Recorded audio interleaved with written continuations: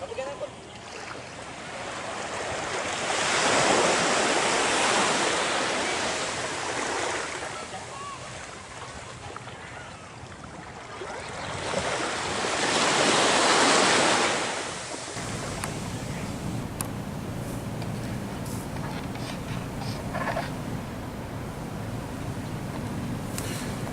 there goes hope.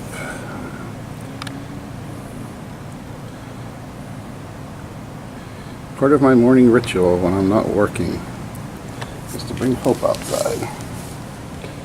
And then we've got our new kitty cat that we adopted like a month ago, whose name is Ipsy.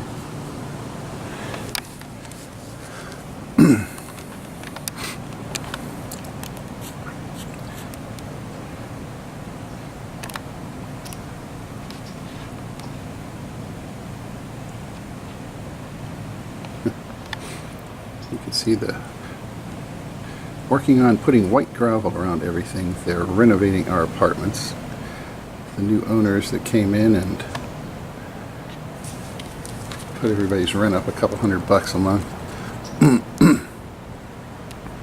Supposedly they're working on a fitness center. If they ever get that done, that'll be nice.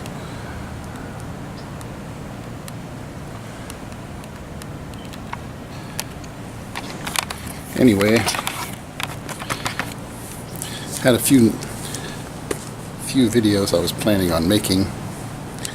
What this one's going to be is just a brief review of this book right here by Frederick Forsyth, The Fox. Some of you may have read some of his other books, such as these ones, if you can see there. The Day of the Jackal and The Fourth Protocol are probably a couple of his more well-known.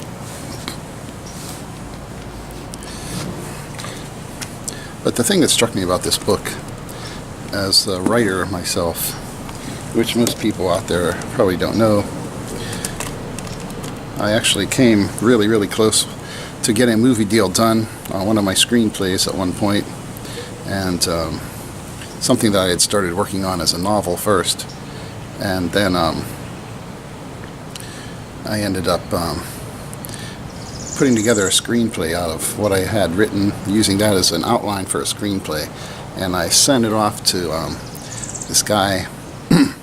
Had a company where they do screenplay analysis and stuff, give you feedback from different people, that worked in the industry as readers for different producers and so forth. And the guy who ran the company actually was a producer, director himself, had done a lot of Emmys and Emmy awards and stuff for daytime TV, and I think he was one of the people who actually got the original 2020 or 60 Minutes or something off the ground. He had 6 kids. They were all in the movie business, so it would have been great to get a deal done. I did a bunch of rewrites on this screenplay. I guess the people that read it told him that it was really good and he needed to take a look at it, because he had a company where they did productions for stuff up to maybe $10 million or so with a budget. And the story was about an Israeli Mossad agent who was going undercover to stop a bunch of Russian Jews from killing Vladimir Putin. And I mean, the whole story was much more complex than it ended up being. I had to keep dumbing it down to make it simpler and easier for people to understand when I did it as a screenplay instead of a novel, but I did all this work. He had a woman who was an actress that wanted to play the one role of the lead character's old Russian flame, and ended up doing some rewrites. In the story originally she actually got killed, and he wanted to know if we could do a rewrite where it turns out that she survives and have like a big surprise happy ending. Everybody back then wanted to remake The Bourne Identity, which was kind of the hot movie at the time, and whereas my goal was more to make something more realistic, where it's still exciting, but everything had to be 100% realistic. I wanted a movie where people who actually knew about this shit would go into the movie and say, wow, that's real, that could happen. And not like The Bourne Identity, which had so much unrealistic shit, if I get started on that, I'll go on for like 2 days. But I made the mistake. The guy kept dragging things out and not offering me any money, for the option.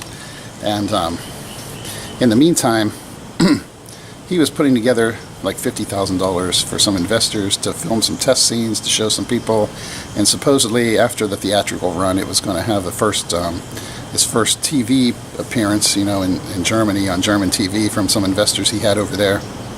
And I signed a contract with the guy, with a manager. The guy that wrote Alien was like his biggest client, and he had formerly worked in the NSA and been involved in a lot of Russia stuff. He was like a technical director, actually, or technical advisor, I should say, on the one movie where Will Smith and Gene Hackman were in it. The name escapes me at the moment. Big spy movie.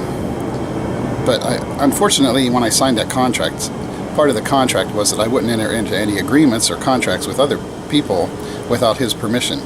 And so finally, when the other guy offered me the upfront option money to option the rights to make the movie, then the guy I had as a manager wouldn't let me do it.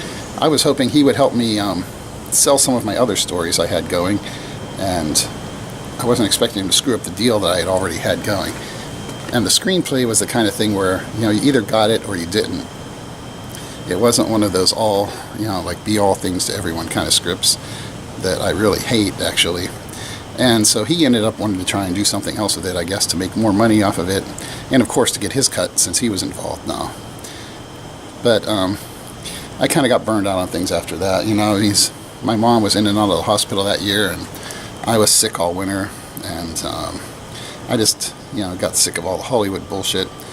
And I've gotten back into writing some. I'm working on a spy novel set in the Philippines right now, actually. So I know a lot about writing, hung out with a lot of writers, done a lot of education of myself, on writing and what's involved. But the thing I don't like about this book, even though I really like the book, the thing I don't like about it, and it's something that's similar with a lot of those British novelists like Jack Higgins and so forth, is that all the problems just seem to magically solve themselves, Obviously, there's going to be some spoilers involved here. But the story is about this guy, this kid, actually, a teenager, who's just a brilliant hacker, has like a form of autism or something, or Asperger's or something. And he's just this brilliant guy who can hack into all kinds of stuff. So the story starts out where they track down where he's at because he intruded into the American Defense Network. He didn't do anything, he just went in to look around because, he saw there was a flaw and he could get in. And so he goes in, doesn't actually do anything wrong in terms of, hurting anything. And so the British, he lives in England. So British intelligence brings this one old spy master back to kind of run him. They come up with the idea of using him to hack into the enemy's computers.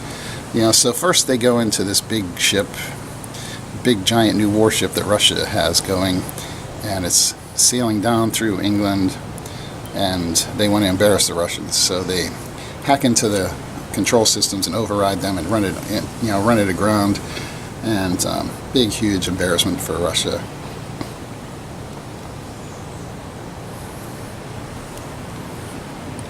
Russia, of course, doesn't like that. So they decide they're going to get in, bring in this team of assassins and stuff. Here comes the cat. Somebody's pulling into the parking space. She doesn't like that. But meanwhile, the British moved this kid out to this old safe house kind of place that they used to use for like Nazis and Russian defectors and stuff. Somehow, the Russians end up finding out where it is. But even though they're sending this team of assassins to kill the guy, the old British spy master just kind of gets this feeling like, maybe they know where we're at, we need to do something, and he brings in a bunch of SAS guys. And before the bad guys can even make any kind of intrusion, they're just wiped out with silenced rifles in the middle of the night. The SAS guys are, positioned where they've got their night vision scopes and their rifles and blow them all away. And then he finds out that the Russians had kidnapped this little girl who was the daughter of his British minister's aide, and that's how they found out where they were keeping them. And then they had this whole huge elaborate thing where they were giving the Israelis some of the information that they were getting from this kid, and they they staged this whole fake thing where they were going to Israel. They had these like actors kind of playing the role of these people because they knew that one of the Israeli intelligence agents was actually a double agent, and so they kind of set things up where they knew he would pass the information along, and they let it be known where these people were staying at this resort. And so what happens, the Iranians send in this team of assassins, and the place is all prepared with dummies and stuff that look like these people, and they go in at night and they start hosing down the beds, with automatic weapons fire. And same thing again, the Israeli special ops people are waiting for them, but this time, instead of just blowing them all away, they let a couple of them live so they can go tell the story that, yeah, we succeeded in our mission and we killed this kid. And every time that something happens where the enemy, well, this of course was just a total setup, but every time something happened where you think, okay, this person is in jeopardy, it turns out that no, there's no real danger to anybody. And the final thing was, he moved into a different place in England, and once again, same deal. They sent this, the Russians' best sniper came to kill this kid, and he was laid up on the side of a hill like 1,000 yards out from wherever the kid was, and they were just waiting for him to appear at a window so he could blow him away with a .338 Lapua Magnum rifle. And once again, total coincidence. One of the local SAS guys who was guarding the kid goes out to mingle with the locals, and one of the local bartenders or somebody at the bar tells him, "Hey, yeah, you're not the only new person I've seen around here," and tells him about this guy they saw going into the woods with camo clothing and everything. And so instantly the guy's on alert and tells them, "Hey, we need to keep everybody back from the windows because there's a sniper or somebody out here." And this local hunting guide goes out, and he goes back to the spot, where the guy, where he had seen the guy going into the woods and everything, and he manages to be totally unseen by the sniper, who is already laid up in position, and he notices that like a deer is alerting to something, and then a squirrel in this wood pile, and he figures out where the guy is, and then he tells the SAS guy over in the house, who's got a .50 caliber Barrett sniper rifle set up, exactly where to look, and boom, he blows the sniper away. There was never any kind of real danger. That's one of the first things you learn as a writer, is that the problems can't solve themselves. If there's no real risk, it's just not a good story. It's you can't have chance solve your problems. It has to be the protagonist and something they are doing that solves the problems. And in this book, every time it turned out where you think, okay, there might be a little bit of a risk to this kid, no, there really wasn't, because something coincidental would happen, and everything's great. The good guys, they're fine. They're all ready to go. They're not caught by surprise. They're just laying up in a nice ambush position and blow the bad guys away, And that's not really, it was an enjoyable story, but a lot of the British writers are kind of like that. You know, like I say with Jack Higgins, you got the whole Sean Dillon series where it's always kind of the same thing. Obviously, I've read them all and I enjoy them. You know, I got hooked on those guys back when I was a kid, and but it's the same thing.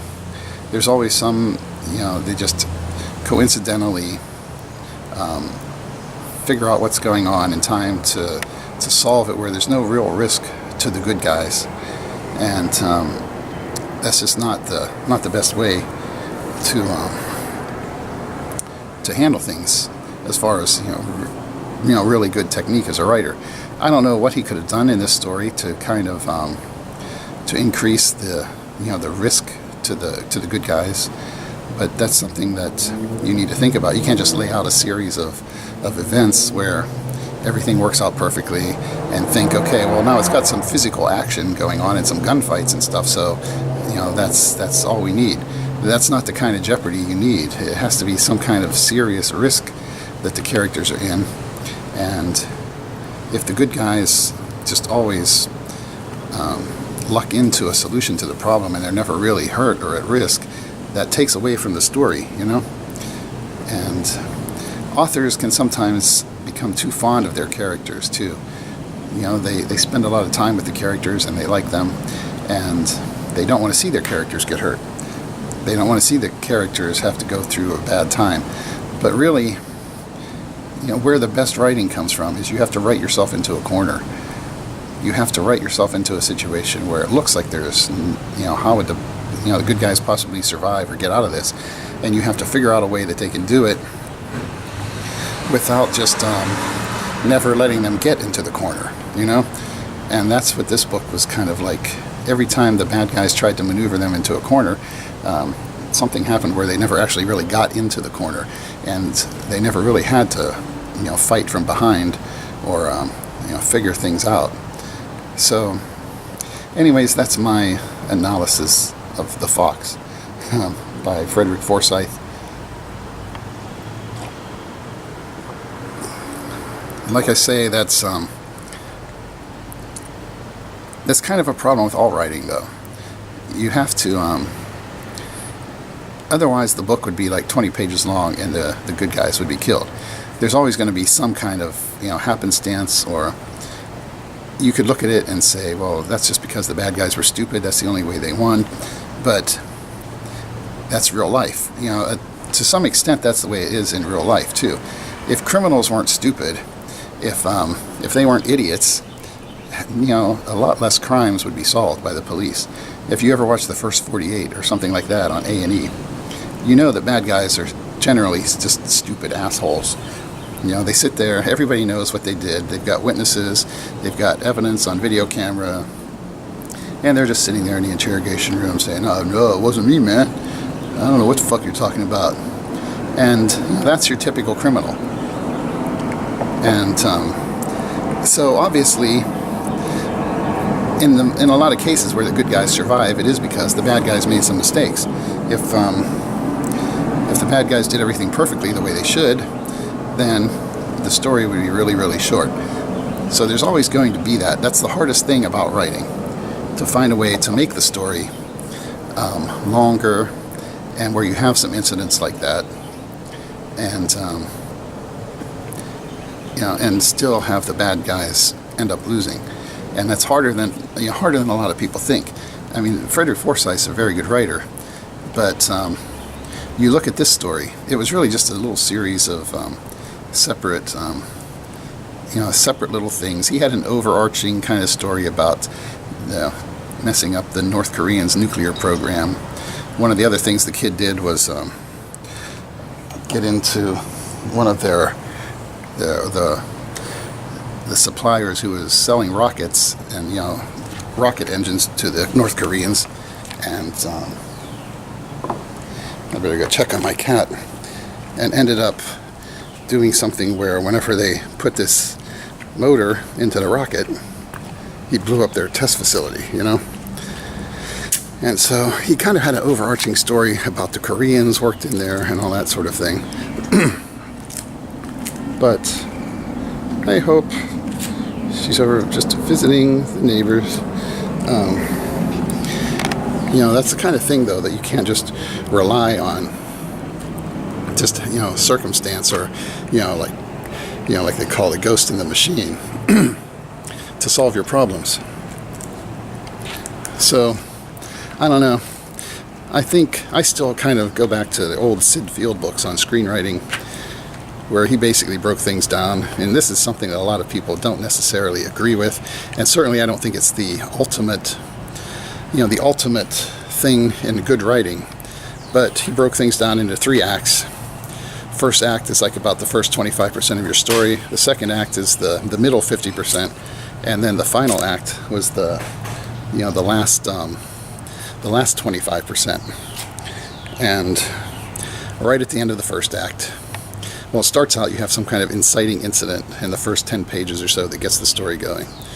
At the end of the first act, there's some kind of a turning point that really kicks the story off and kind of sends things off into a different direction. About the middle of the second act, you have a really big plot point that kind of turns things. And then again, when you get to the end of the third act, or the second act, hopefully it's a situation where the bad guys are kind of turned the tide and things just look kind of hopeless for the good guy. Say if it's like a spy story or something, there could be some kind of mortal danger that it looks like they won't get out of. It could be a romantic comedy or something, in which case it would look like, the relationship is doomed. He's never going to find a way to overcome this now. And then the third act is where the good guys finally prevail and find a way to solve the problem and come out on top.